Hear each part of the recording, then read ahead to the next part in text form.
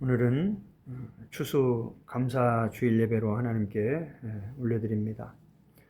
오늘 본문은 데살로니가전서 5장 18절입니다. 오늘 제목은 범사에 감사하라 입니다. 데살로니가전서 5장 18절을 제가 다시 한번 읽겠습니다. 범사에 감사하라. 이것이 그리스도 예수 안에서 너희를 향하신 하나님의 뜻이니라. 아멘.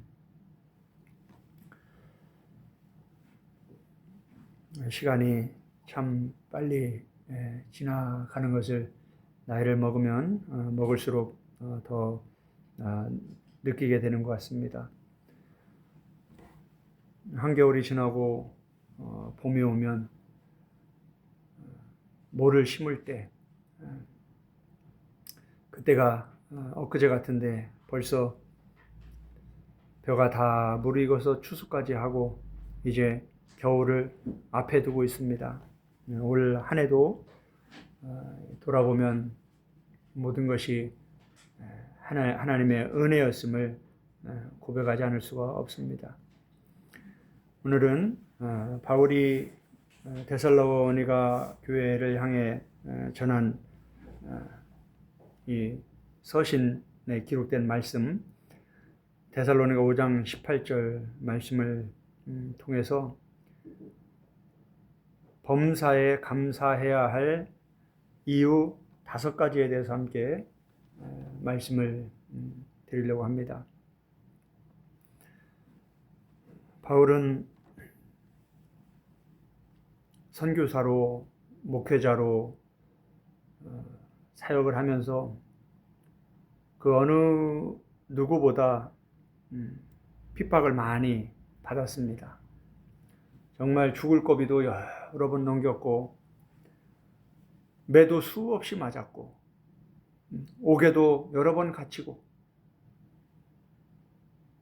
때로는 먹지도 못하고 굶주리고 사람과 맹수와 심지어는 태풍까지 바다의 폭풍까지 맞으면서 그렇게 정말 험난한 삶을 복음을 위해서 살았는데 그러한 바울이 교회들을 향해서 범사에 감사하라. 참 충격적인 말씀이죠. 범사에 감사하라. 엔 판티 유카리스테이테. 모든 일 안에서 모든 일에 하나님께 감사를 올려드려라. 하나님께 찬송을 올려드려라.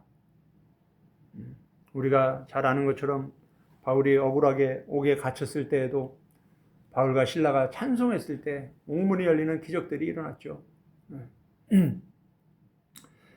바울은 어떻게 그렇게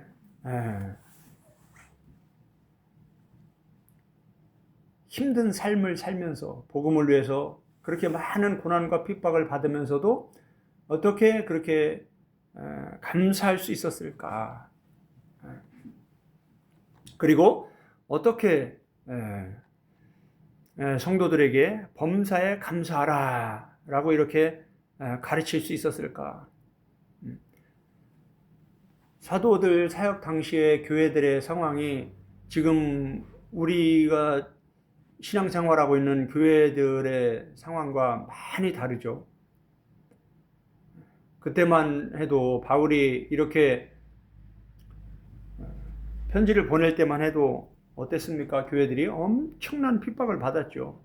순교자들이 계속 나오면서 예수님을 믿는다는 것 때문에, 다른 게 아니죠. 그냥 예수님을 믿는다는 것 때문에, 예배를 드린다는 것 때문에, 그리스도인이라는 것 때문에 핍박을 받고 순교를 당하는 시대였다는 거죠. 어찌 보면 지금 이 시대에는 특히 한국같이 이렇게 핍박이 없는 이런 상황 속에서는 바른 신앙을 갖기가 참 어렵지 않을까 이런 생각이 듭니다. 너무 편하게 신앙생활을 하니까 우리는. 그러면서도 끊임없이 불평하고 원망하는 게 우리 모습이죠. 초대교회 당시에는 지금 바울이 고린도 교회나 로마 교회나 데살로니가 교회나 빌립보 교회나 이렇게 서신을 보낼 때에는 순교자들이 계속 나왔어요. 베드로도 순교했고 이 서신을 보내고 얼마 있다가 바울도 순교했지 않습니까?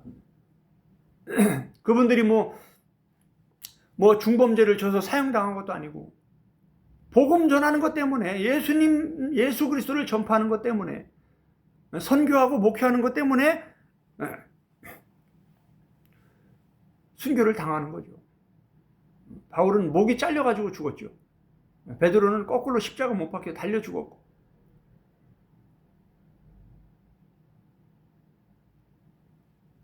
우리가 너무나 편안한 상황 속에서 너무나 편하게 성경을 보고 말씀을 듣고 신앙생활을 하다 보니까 우리가 성경에서 멀리 가 있어도 잘 깨닫지 못할 때가 많아요. 우리는 너무 평안하니까. 그러면서 우리는 스스로 착각하고 스스로 칭찬하고 신앙이 좋다, 믿음이 좋다, 신앙생활 잘한다. 하나님도 참 그렇게 보시면 좋은데 성경을 보면 볼수록 우리는 참 성경과 멀리 가고 있구나 하는 것을 깨닫게 됩니다. 바울은 어떻게 그렇게 자신이 힘든 삶을 살면서도 범사에 감사할 수 있었을까? 어떻게 그렇게 순교자들이 많이 일어나는 교회들을 향해서 범사에 감사하라 라고 가르칠 수 있었을까? 그러면서 범사에 감사하는 것이 예수 그리스도 안에서 우리를 향하신 하나님의 뜻이다. 이건 뭡니까? 우리가 기분 좋을 때 감사하고 기분 나쁠 때 불평하고 원망하라는 게 아니라 모든 일에 감사하라는 거예요. 이게 어떻게 가능할까? 범사에 감사할 수 있는 이유 5가지를 제가 한번 정리를 해보았습니다. 그 내용들을 오늘 함께 나누기 원합니다. 첫 번째는 우리가 범사에 감사할 수 있는 이유는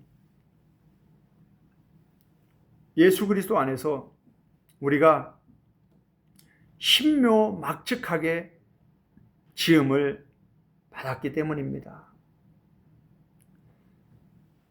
저와 여러분은 정말 특별한 존재로 하나님이 지으신 겁니다. 창조하신 거예요. 시편 139편 14절은 이렇게 고백을 합니다. 개역개정에는 내가 주께 감사함은 나를 지으심이 심히 기묘하심이라. 주께서 하시는 일이 기이함을 내 영혼이 잘 아나이다. 개역 한글은 신묘막측하게 나를 지으셨다. 영어로는 fearfully, wonderfully. 현대인의 성경은 이렇게 번역을 했습니다. 내가 이처럼 놀랍고 신기하게 만들어졌으니 주를 찬양합니다. 주의 솜씨가 얼마나 훌륭한지 나는 잘 알고 있습니다. 개역 개정은 주께 감사합니다. 현대인의 성경은 주를 찬양합니다. 왜 찬양하냐? 왜 감사하냐? 이게 바로 유카리스테오입니다. 감사하다. 찬양하다. 범사에 감사하라. 이 감사하라가 유카리스테오입니다. 감사하다, 찬양하다. 하나님께 감사를 올려드리다. 하나님께 찬양을 올려드리다. 이런 뜻입니다. 왜 감사하고 왜 찬양하냐? 이는 하나님이 나를 심히 기묘하게 지으셨기 때문이다. 내가 그걸 잘 알기 때문이다.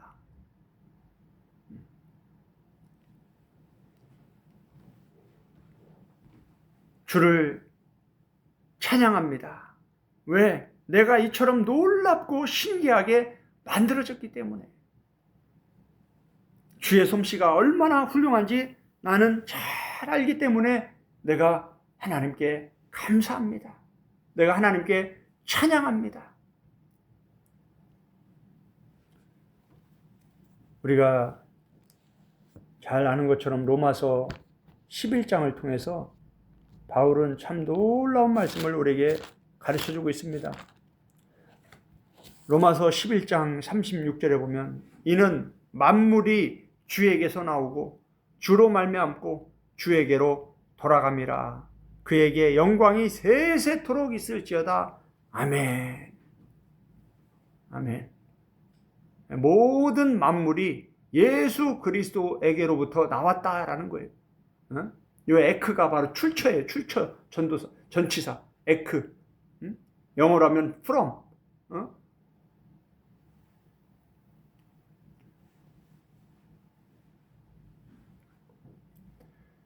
예수 그리스도를 통해서 모든 만물이 나왔다.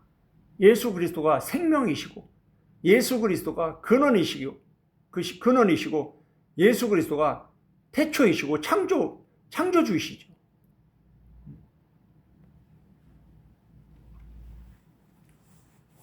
저와 여러분을 하나님은 예수 그리스도를 통해서 이렇게 신묘막측하게 지으셨다라는 거예요.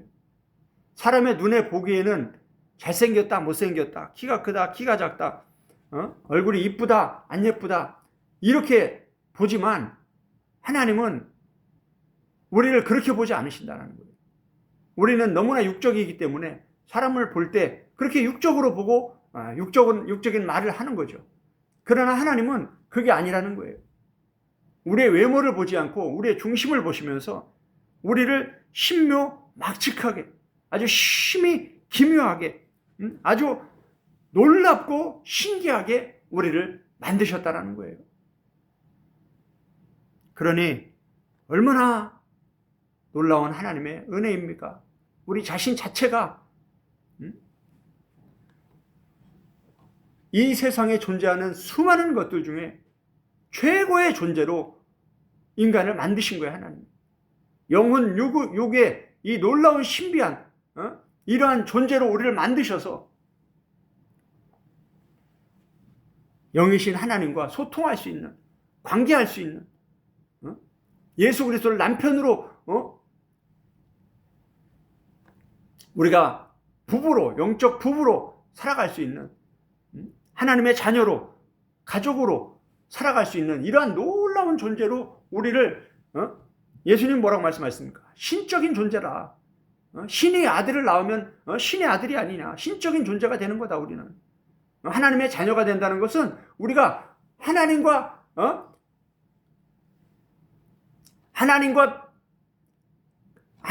같은 존재, 아버지와 아들 같은 존재죠. 하나님과 하나님의 아들, 신의 아들들이 되는 거예요. 신의 아들들이 뭡니까? 신들이 되는 거죠. 참 놀라운 일입니다. 하나님이 저와 여러분을 그러한 놀라운 존재로 만드셨다라는 거예요.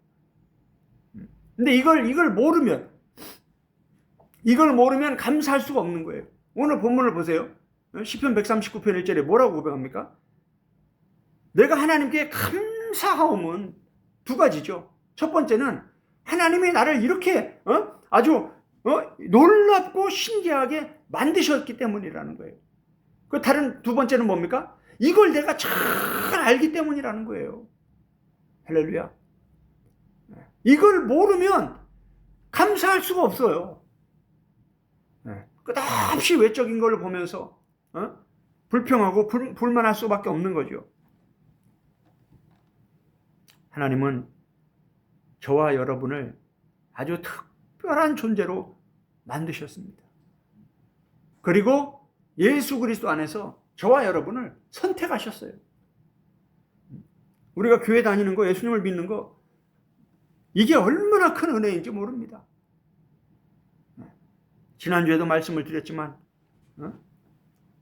여러분이 만약 쥐 신전에서 쥐를 신으로 섬기고 살아가고 있다고 생각을 해보세요. 얼마나 끔찍합니까?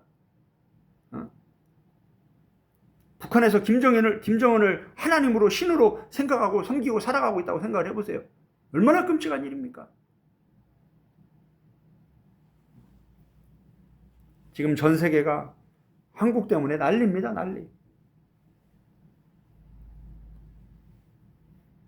이렇게 한국에 외국 사람들이 많이 관광을 오고 일하러 오고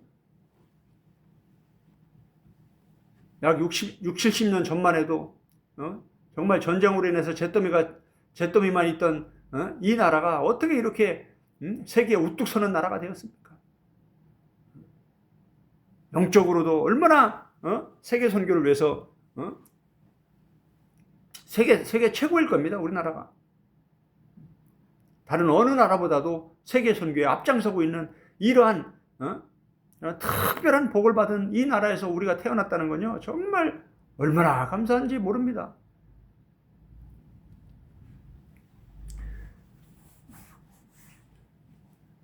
우리에게는 영혼육이라는 아주 특별한 이러한 존재로 하나님이 우리를 만들어 주셔서 우리가 이렇게 이 귀한 일요일날 주일날 다른 데 가지 않고 이렇게 교회에 모여서 예배 드린다는 것은 이게 얼마나 큰 은혜입니까?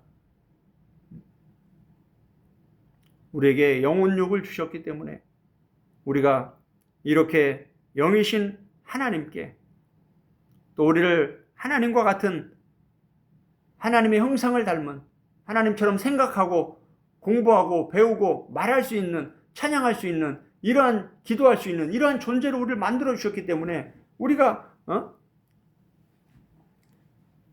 하나님과 소통하고 하나님께 예배드리고 하나님께 감사하고 하나님께 찬양을 올려드릴 수 있는 겁니다. 우리는 하나님이 예수 그리스도를 통하여 이렇게 놀랍고 신기하게 우리 자신을 만들어 주셨다는 것을 우리는 잘 알아야 되고 그걸 아는 사람들은 하나님께 감사와 찬송을 올려드릴 수 있다라는 겁니다. 두 번째, 우리가 범사에 감사해야 될 이유는 예수 그리스도 안에서 죄사함을 받았기 때문입니다. 히브리서 9장에 참 놀라운 말씀이 기록되어 있습니다.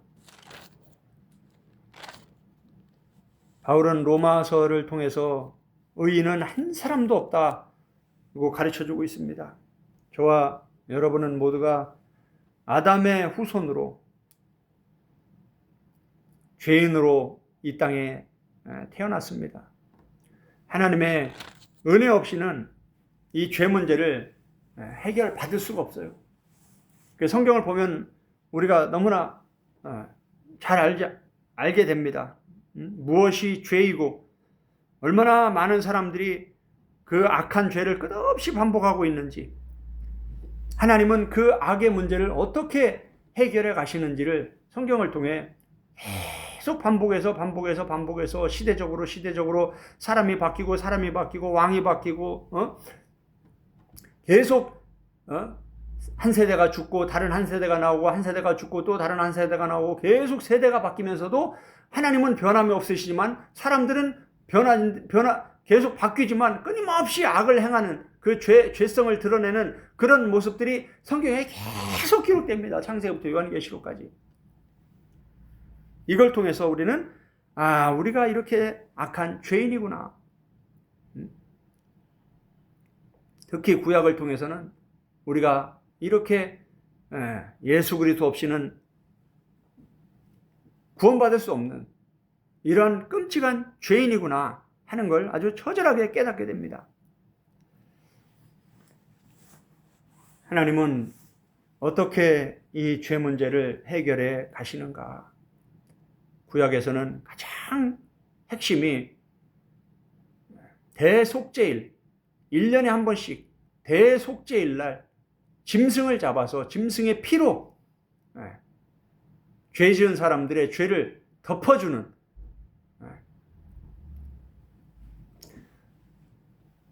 그러한 방법으로 죄를 용서해 주셨습니다. 히브리서 9장 22절에는 이렇게 기록을 하고 있습니다. 율법을 따라 거의 모든 물건이 피로써 정결하게 하게 되나니 피 흘림이 없은즉 사함이 없느니라. 아멘. 피 흘림이 없이는 죄 사함이 없습니다. 그래서 구약 시대는 송아지나 염소 이런 것들을 잡아서 그 피로 죄 사함을 받았습니다.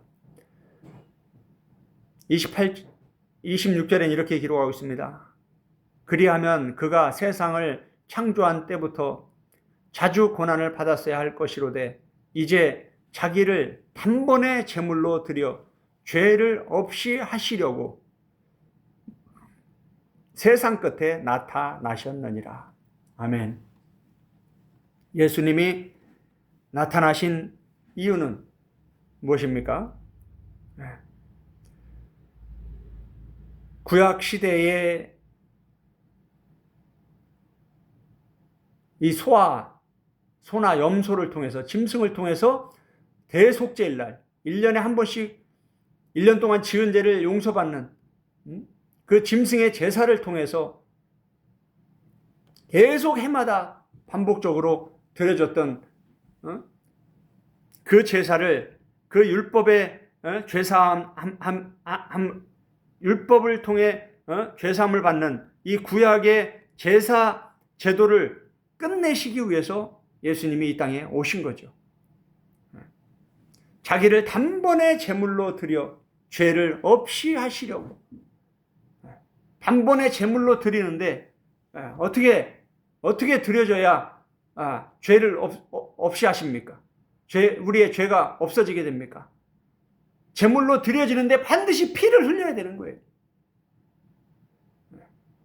그러니까 예수님이 십자가에 못 박히기 전에 채찍으로 온몸이 아주 갈기갈기 찢겨져서 아주 온몸이 피투성이가 되고, 마지막에 십자가에 달리면서 대못에 그렇게 손과 발에 대못이 박히면서 또 아주 깊은 뼛속에서까지 막 우러나는 그 깊은 피가 주룩주룩 흘러내리는 이러한 피 흘림, 다시 말하면 죽음의 희생, 대속죄일날 죄를 용서받으려면 소가 죽어야 되는 거죠. 염소가 죽어야 되는 거예요. 그냥 죽는 게 아니라, 죽는 거는 뭡니까? 피가 생명이라고 했잖아요. 피가 생명인데 피가 다 빠지니까 죽는 거예요. 생명이 다 빠져나가니까 죽는 거예요. 예수님도 피가 다 빠져나가니까, 피를 다 흘리시니까 죽으신 거예요. 영원히 떠나시더라.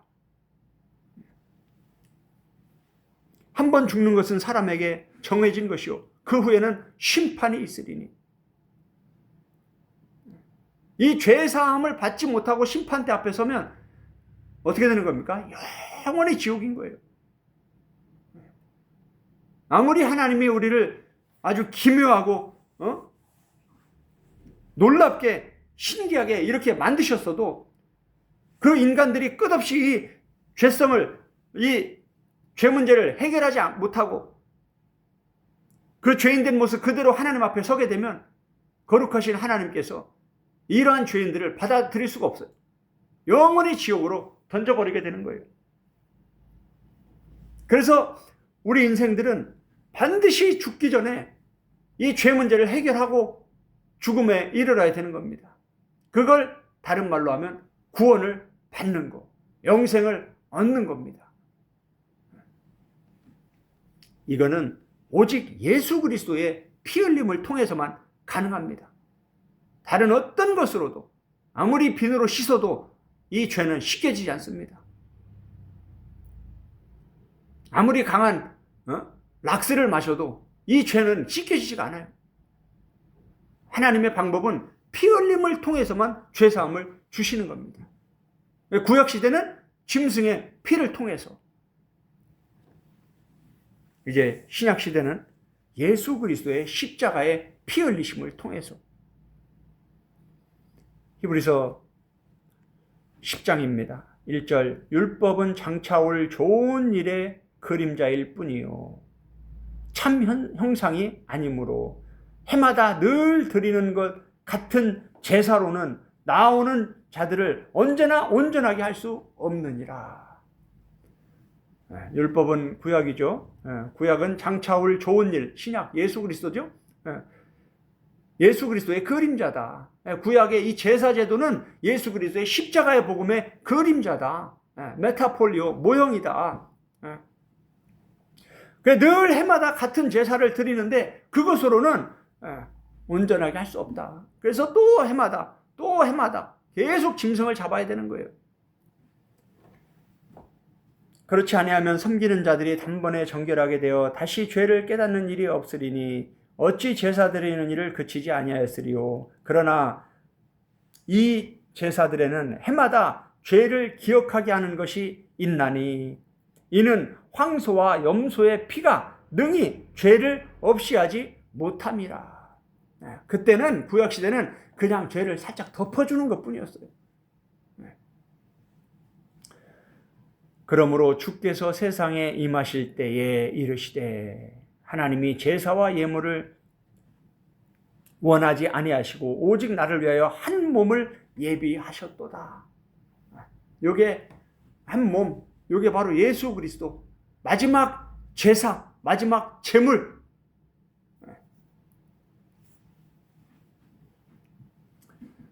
우리가 창세기 보면 아브라함이 100세의 아들을 얻죠. 얼마나 귀한 아들입니까? 이렇게 놀랍고 신기하게 만드신 이 이삭, 이 귀한 아들, 100세에 얻은 이 귀한 선물, 이 아들을 하나님이 뭐라고 하십니까? 번제로 하나님께 드려라. 이런 말씀이 왜 기록되어 있습니까?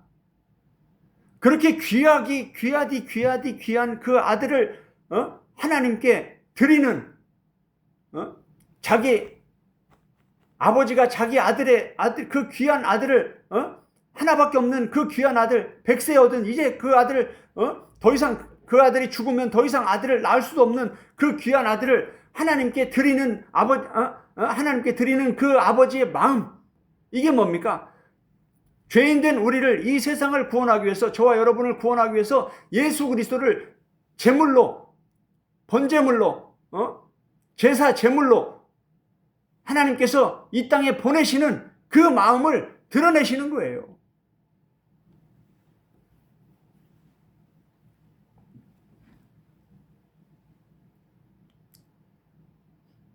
번제와 속죄제는 기뻐하지 아니하시나니 이에 내가 말하기를 하나님이여 보시옵소서. 두루마리 책에 나를 가리켜 기록된 것과 같이 하나님의 뜻을 행하러 왔다 하셨느니라. 위에 말씀하시기를 주께서는 제사와 예물과 번제와 속죄제는 원하지도 아니하고 기뻐하지도 아니하신다 하셨고 이는 다 율법을 따라 드리는 것이라. 구약시대는 하나님이 그렇게 받으셨지만 이제는 시대가 바뀌었죠. 예수 그리스도가 오심으로 이제 제사가 끝난 거예요. 이제 더 이상 원치 않으시는 거죠. 이제 그 후에 말씀하시기를 보시옵소서. 내가 하나님의 뜻을 행하러 왔나이다 하셨으니 그 첫째 것을 폐하심은 둘째 것을 세우려 하심이라. 아멘. 이제 신약 시대가 오면서 폐하해진 게 뭐죠? 제사 제도죠. 제사. 그래 이제 더 이상 짐승을 잡을 필요가 없어요. 그런데 예수님이 부활 승천하신 지 지금 벌써 2000년이 지났습니다. 그런데 지금 이스라엘에 가면 아직도 지금도 양을 잡고 있어요. 지금도 짐승을 잡아서 하나님께 피의 제사를 드리고 있어요. 참 놀랍죠. 못 깨닫는 거예요. 예수님을 구세주로 받아들이지 않는 거예요. 예수님이 마지막 제물이 되신 것을 깨닫지 못하는 거예요. 그러니까 지금도 계속해서 구약의 방식대로 하나님께 제사를 드리는 거예요. 지금 명확히 가르쳐 주잖아요. 지금 하나님 그걸 원하지 않으신다고 지금은. 구약시대는 예수님이 오시기 전이니까 반드시 그렇게 했어야죠. 그거 외에는 다른 방법이 없으니까. 그런데 이제는 뭡니까? 예수님이 오심으로 그 첫 번째 것은 폐하여졌다라는 거예요. 율법이 완전히 폐하여진 게 아니라 율법에 기록된 이 제사 제도가 폐하여졌다라는 거예요. 이걸 잘 이해하셔야 돼요. 마태복음 5장에 예수님이 명확하게 가르쳐 주시잖아요. 내가 율법을 폐하러 온 게 아니라 완전하게 하러 왔다. 구약이 필요 없는 게 아니에요. 반드시 구약이 있어야 되는 거예요. 구약의 제사 제도를 알아야 신약의 예수 그리스도의 이 마지막 제물이 얼마나 귀한 제물인지, 얼마나 이게 놀라운 죄사함의 은혜인지 이걸 깨닫게 되는 거예요. 그러니까 우리는 뭡니까? 이제 더 이상 짐승을 잡으면서 그렇게 막 끔찍하게 잔인하게 죄사함을 받는, 그것도 해마다 계속 반복해서 그렇게 해야 되는 이런 모든 번거로움이 끝났다라는 거예요. 예수님이 한 번에 제물이 되셔서 십자가에 못 박혀 죽으심으로, 채찍에 맞아 그렇게 온 살갗들이 다 찢겨나가면서 피 흘리심으로, 대못을 박히면서, 손과 발에 대못이 박히면서 그 피 흘리신 그 피 흘림으로 저와 여러분의 죄가 사함을 받았다라는 거예요. 그러니까 우리는 뭡니까? 감사함으로 예배를 드리는 거예요. 감사함으로 찬송을 올려드리는 거예요. 그래, 이제는 성전이 필요가 없는 거죠. 예배당이 필요한 거죠. 성전의 핵심은 뭡니까? 짐승을 잡아서 제사 드리는 거예요.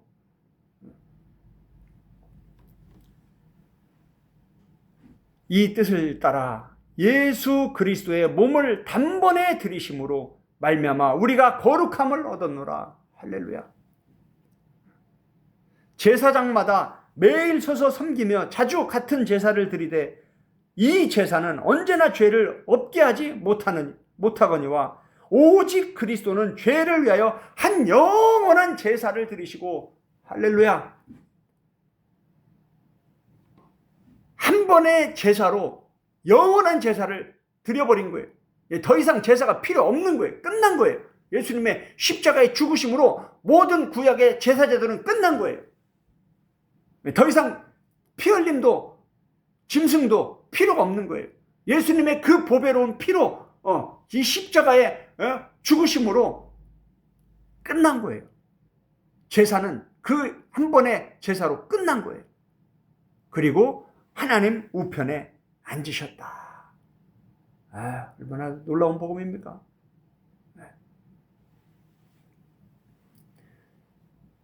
저와 여러분은 예수 그리스도 안에서 죄사함을 받았기 때문에 범사에 감사해야 되는 겁니다. 하나님은 이것이 바로 하나님의 사랑이다. 사도 요한을 통해서, 요한 1서를 통해서 아주 구체적으로 이렇게 가르쳐주고 있습니다. 사랑은 에로스의 그런 육적인 사랑이 아니라 아가페의 사랑, 정말 내 독자 예수 그리스도를 아낌없이 내어주면서 우리를 구원하기 원하시는 그 하나님의 마음, 그 희생, 그 인내, 그 내어줌, 이것이 사랑이라는 거예요.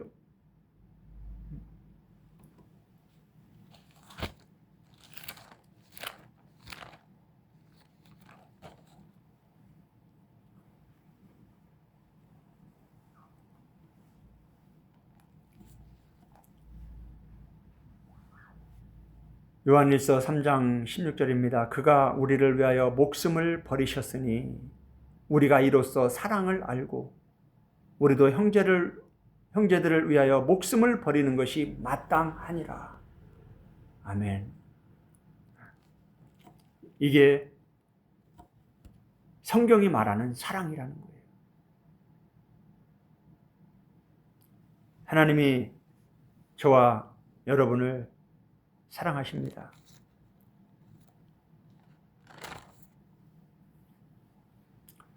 요한일서 4장 7절입니다. 사랑하는 자들아 우리가 서로 사랑하자. 사랑은 하나님께 속한 것이니 사랑하는 자마다 하나님으로부터 나서 하나님을 알고 사랑하지 아니하는 자는 하나님을 알지 못하나니 이는 하나님은 사랑이심이라. 하나님의 사랑이 우리에게 이렇게 나타난 바 되었으니 하나님이 자기의 독생자를 세상에 보내심은 그로 말미암아 우리를 살리려 하심이라. 사랑은 여기 있나니 우리가 하나님을 사랑하는 것이 아니요 하나님이 우리를 사랑하사 우리 죄를 속하기 위하여 화목 제물로 그 아들을 보내셨습니다. 사랑하는 자들아, 하나님이 이같이 우리를 사랑하였은즉 우리도 서로 사랑하는 것이 마땅하도다. 아멘. 여기서 요한이 말하는 이 사랑이 무엇입니까?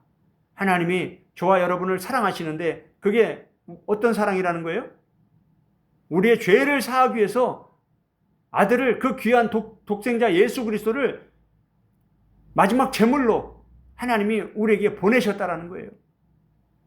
예수님은 그 하나님의 뜻을 깨닫고 철저히 순종해서 자신을 내어주신 거예요. 유다가 배신하고 로마 군인들을 끌고 와서 예수님을 잡아갈 때 예수님 뭐라고 했습니까? 베드로가 막 칼을 뽑아서 막 육으로, 혈기로 싸우려고 하니까 예수님이 내가 능력이 없어서 그렇게 안 하는 줄 아느냐? 그렇게 하면 성경에 이런 일이 있으리라는 일이 어떻게 이루어지겠느냐? 칼을 도로 꽂으라. 엄하게 책망하시고 예수님이 어린 양처럼 그냥 순수히 잡혀가십니다. 창조 되신 그 예수 그리스도께서 먼지만도 못한 그러한 인간들에게 침뱉음을 받으시고 뺨을 맞으시고 주먹으로 맞고 그 모진 채찍을 다 맞으시고 그걸 인내한 건 이게 뭡니까? 이게 사랑이라는 거예요. 왜? 그 피 흘림 없이는 저와 여러분이 구원받을 다른 방법이 없기 때문에 그게 사랑이라는 거예요. 그러니까 지금 요한이 우리가 서로 사랑하자, 우리도 서로 사랑하자, 우리도 형제를 사랑하자, 이 말이 뭡니까? 그냥 교회 안에서 서로 그냥 사랑하자 이런 말이 아니에요. 하나님이 예수님을 이 땅에 보내신 것처럼 우리도 선교사로 보내든지 나가든지 해서 죽어가는 영혼들을 구원해야 된다는 거예요. 바울이 그렇게 예수 그리스도의 복음을 전하면서 선교사로, 목사로, 그렇게 복음 전도자로 살아가면서 그렇게 많은 고난과 핍박을 받으면서도 그 일을 멈추지 않은 게 그게 바로 사랑이라는 거예요. 뭐 교회에서 그냥 뭐 떡 하나 나눠주고 뭐 이게 사랑이 아니라 죽어가는 영혼을 구원하기 위해서 예수 그리스도의 복음을 가르쳐서, 성경을 가르쳐서 구원에 이르게, 온전한 구원에 이르게 하도록 그렇게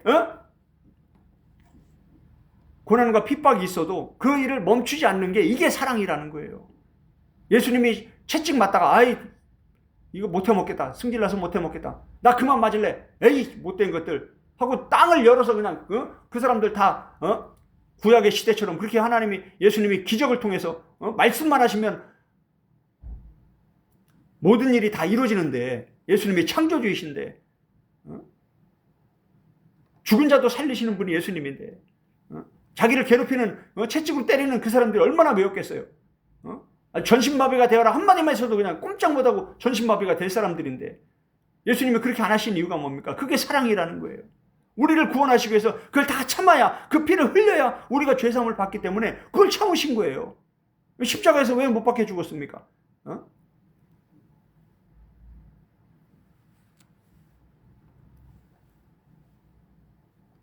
이게 사랑이라는 거예요. 사람들이 말하는, 세상이 말하는 그러한 로미오와 줄리엣의 그러한 에로스적인 그러한 사랑이 아니에요. 성경이 말하는 사랑은 우리가 서로 사랑하자, 교회에서 서로 사랑하자, 이게 그런 뜻이 아니에요.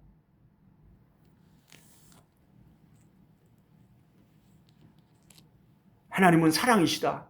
그 사랑이 우리가 생각하는 그런 사랑이 아니라는 거예요.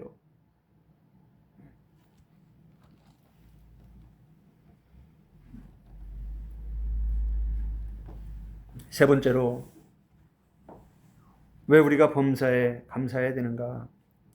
우리는 예수 그리스도 안에서 새로운 피조물로 거듭났기 때문입니다. 바울은 고린도 교회를 향해서 이렇게 아주 놀라운 말씀을 가르쳤습니다. 고린도후서 5장은 우리가 너무나 잘 아는 말씀입니다. 고린도후서 5장 17절, 그런즉 누구든지 그리스도 예수 안에 있으면 새로운 피조물이라. 이전 것은 지나갔으니 보라 새 것이 되었도다. 아멘. 우리가 이 세상을 살아가면서 반드시 한 번은 이 거듭남의 은혜를 입어야 됩니다. 새로운 피조물이 되어야 돼요. 교회 안에 있다고 해서 예수 그리스도 안에 있는 게 아닙니다.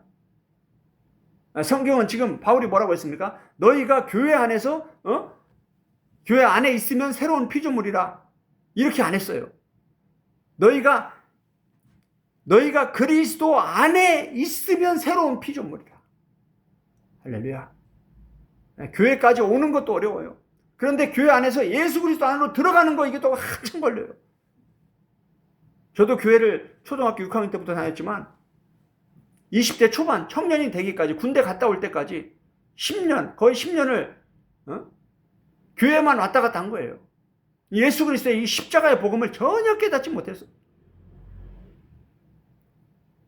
참 놀랍게도 그렇게 날라리로 교회를 왔다 갔다 하면서도 유일하게 제가 암송했던 성경 구절이 하나 있습니다. 그게 바로 이 구절이에요. 그런데 이게 무슨 뜻인지도 모르고 그냥 암송을 했던 성경 구절이 유일한 구절이 이 구절인데 이제 시간이 지나면 지날수록 참 이 구절이 얼마나 놀라운 구절인지를 깨닫게 되는 거죠.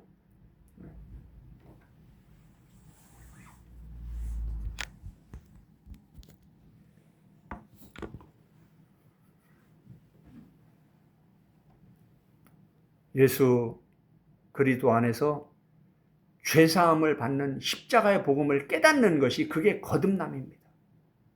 예수 그리스도의 십자가의 복음을 깨닫는 것, 오늘 제가 전한 이 죄사함의 복음, 십자가의 복음, 이걸 깨달을 때 우리는 거듭나는 거예요. 성령님이 그 예수님의 십자가의 복음을 깨닫게 하실 때 성령으로 거듭나는 거예요, 그게. 요한복음 3장에서 예수님이 니고데모에게 말한 말이 바로 이 말이에요. 거듭나지 못하면 아무리 교회를 70년, 80년 신학 박박사가 되고 권사 장로가 돼도 거듭나지 못하면 절대 천국 못 갑니다.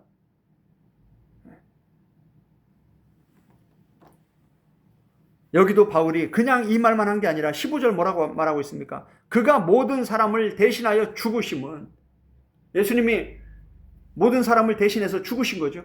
저와 여러분의 죄 문제를 해결하기 위해서, 우리의 죄 문제를 해결하고 우리에게 영원한 생명을 주시기 위해서 예수님이 죽으신 거예요. 그럼 왜 죽으셨냐? 그냥 우리의 죄만 해결해주고 천국 백성 되게 하고 하나님 자녀 되게 하고 그렇게만 하면 끝이냐? 아니라는 거예요. 한 발 더 나가야 되죠. 그게 바로 이겁니다. 고린도서 5장 15절이에요. 그가 왜 죽으셨냐? 살아있는 자들로 하여금 다시는 그들 자신을 위하여 살지 않고 오직 그들을 대신하여 죽었다가 살아나신 이를, 이게 누굽니까? 예수 그리스도를 위하여 살게 하려 함이라. 새로운 피조물은 뭐라는 거예요? 그러면서 이제 16절에 그러므로 우리가 이제부터는 어떤 사람도 육신을 따라 알지 않노라. 비록 우리가 그리스도도 육신을 따라 알았으나 이제는 그같이 알지 아니하노라. 육신을 따라 안다는 건 뭡니까? 요셉의 아들 아니야. 예수님이 요셉의 아들로 끝납니까? 아니죠. 실체는 뭡니까? 하나님의 아들이죠. 육신으로 알았다는 건 뭐예요? 그냥 요셉의 아들로 아는 거예요. 유대인의 아들, 유대인으로 그냥 안 거예요. 그런데 이제는 뭡니까? 아니죠. 하나님의 아들인 거죠. 바울이 이제 그걸 깨달은 거예요. 그러면서 이제 바울도 이제 그 예수님을 믿음으로, 예수님의 십자가 복음을 깨달음으로 새로운 피조물이 된 거예요. 예수 그리스도 안에서. 그래서 뭡니까? 이제 다시는 바울 자신을 위해 살지 않고 예수 그리스도를 위해서, 세계 선교를 위해서, 주님의 몸된 교회를 위해서 그렇게 새로운 삶을 산 거죠. 이게 예수님이 죽으신 목적이라는 거예요.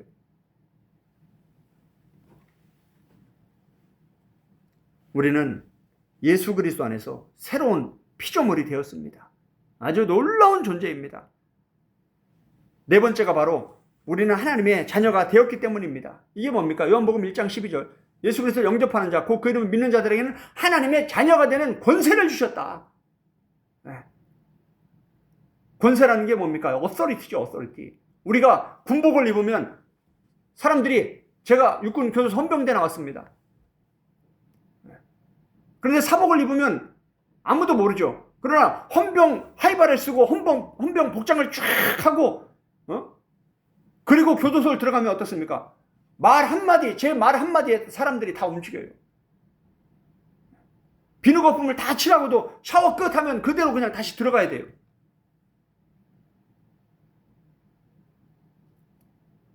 편하게 앉아있다가도 땡겨 그러면 바싹 땡겨가지고 이렇게 앉아있어야 돼요.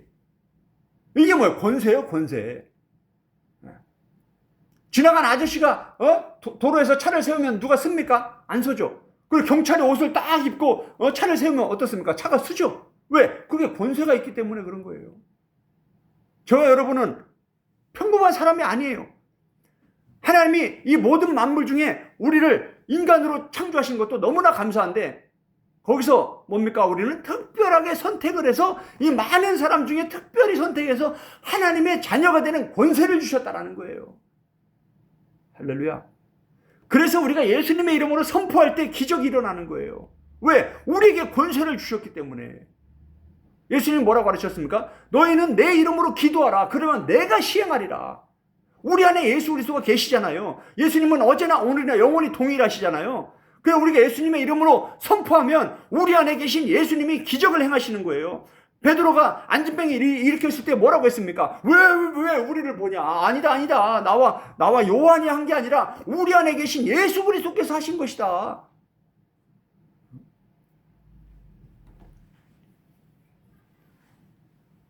저와 여러분은 하나님의 자녀가 되는 권세를 얻은 자들입니다. 얼마나 감사한 일입니까? 끝으로 우리는 예수 그리스도 안에서 영생을 얻었기 때문에 우리는 범사에 감사할 수 있습니다. 영원히 죽을 수밖에 없는 저와 여러분, 죄인 중에 괴수와 같은 저와 여러분을 하나님은 특별히 사랑하셔서 그 아끼던 귀한 독자 예수 그리스도를 이 땅에 보내주셨고, 예수님의 피 흘리심을 통해서 우리의 죄를 용서해 주신 거예요. 예수님의 그 놀라운 십자가의 희생을 통해서, 십자가의 복음을 통해서 우리를 구원해 주신 거예요. 우리의 죄를 용서해 주신 거예요. 예수님은 그게 하나님의 뜻인 것을 너무나 잘 알기 때문에 철저히 순종하셔서 그 일을 다 이루신 거예요. 마지막 십자가에서 다 이루었다. 내가 할 일 다 했다. 그 이제 우리에게 명령하시는 거예요. 이제 너희가 가서, 나는 이제 승천하니까 이제 너희가 모든 족속으로 가서 제자를 삼아라. 내가 항상 너희와 함께 있을 것이다. 마지막 이제 우리에게 그 일을 맡겨주신 거예요. 그러니까 이제 우리가 교회를 세우고 선교하면서 또 선교지에 또 교회를 세우고, 교회를 통해서 불신자들을 예수님 믿게 해서 이 십자가의 복음을 가르쳐서 이 죄사함의 방법을 가르쳐서 영생을 얻게 하는 거. 그런데 어떻습니까? 세상이 호락호락하게 그렇게 아이고 복음 전하러 왔습니까? 아이고 환영합니다. 우리나라 복음 들어올 때 어땠습니까? 처음에 성경이 어떻게, 우리나라에 복음이 어떻게 들어왔습니까? 복음 전도자가 왔을 때 우리나라 사람들이 죽였잖아요. 그 성경만 남았잖아요. 그 성경을 찢어가지고 벽에 붙였는데,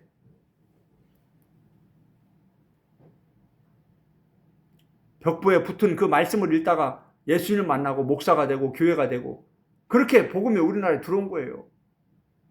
지금도 선교지에 가면 순교자들이 일어나는 이유가, 나오는 이유가, 저도 여러 번 죽을 뻔하면서 인도에서 선교사로 헌신을 했습니다.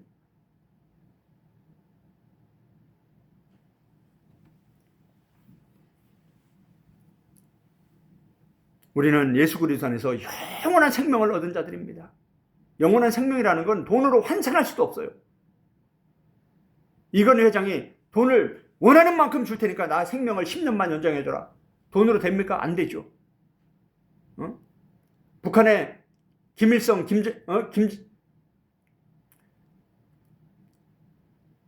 그 3대가 자기들이 신이라고, 그렇게 지금도 북한의 수많은 사람들은 그들이 신이라고 믿고 있어요. 그렇게 엄청난 권력을 가지고 있어도 됩니까? 안 됩니까? 안 되죠. 생명이라는 것은 사람의 힘으로 되는 게 아니에요. 그런데 하나님은 우리에게 영원한 생명을 주셨다. 영생을 주셨다. 이건 돈으로 환산할 수 있는 게 아닙니다. 그것도 이런 세상에서 영원히 살려면 얼마나 끔찍합니까? 완벽한 모든 것이, 눈물도 없고 콧물도 없고 설거지도 없고 밥하는 것도 없고 일하는 것도 없고 질병도 없고 고통도 없는 그런 완벽한 곳에서 영원히 사는 거예요. 이게 영생이에요. 이게 천국이에요. 이걸 하나님은 우리에게 주셨다라는 거예요. 누굴 통해서? 예수 그리스도를 통해서. 어떤 방식으로? 십자가의 피 흘리심을 통해서. 바울은 이러한 이유 때문에 범사에 감사하라. 이것이 예수 그리스도 안에서 너희를 향하신 하나님의 뜻이다. 이렇게 가르쳤는데 저도 이 말씀을 붙잡고 기도하면서 이 5가지 내용을 정리를 했습니다. 결론입니다. 예수 그리스도 안에서 우리는 신묘막측하게 지음을 받았습니다. 그리스도 예수 안에서 죄사함을 받았습니다. 예수 그리스도 안에서 새로운 피조물로 거듭났습니다. 예수 그리스도 안에서 하나님의 자녀가 되는 권세를 받았습니다. 우리는 예수 그리스도 안에서 영원한 생명을 얻었기 때문에 범사에 감사할 수 있습니다. 이걸 자꾸 잊어버리면 끝없이 우리는 불평하고 원망하고 거머리처럼 다구다구 하다가 인생이 끝나는 겁니다. 그러나 눈을 감고 예수님의 십자가 복음을 생각할 때마다 우리는 감사하게 되고 찬양하게 되고 예배하게 되는 겁니다. 올 한 해도 뒤를 돌아보면 감사하지 않은 것이 없습니다. 모든 것이 하나님의 은혜입니다. 풍족했던 것도 부족했던 것도 모두가 감사하고, 건강했던 것도 아팠던 것도 모두가 감사하고, 다친 것도 안 다친 것도, 배고픈 것도 배불렀던 것도, 받은 것도 베푼 것도 모든 것이 감사입니다. 왜냐하면 이러한 5가지 이유들이 있기 때문에 우리는 감사하며 이보다 더한 엄한 핍박, 순교자들이 속출하는 그러한 시대에도 초대교회 성도들은 감사하며 살았다라는 것을 우리가 생각하면서 더 깊은 신앙으로 예수님을 본받고 예수님을 따라가는, 예수님을 위해 살아가는, 다시는 우리를 위해 살지 않고 예수 그리스도를 위해 살게 하기 위해서 예수님이 죽으셨다는 이 복음을 붙잡고, 이 말씀들을 붙잡고 우리도 선한 열매를 맺어가는 성숙한 그리스도인으로 나아가기를 원합니다. 이 시간에 함께 기도하기 원합니다. 오늘 선포된 말씀을 붙잡고 성령님과 1대1로 기도하는 시간 갖도록 하겠습니다.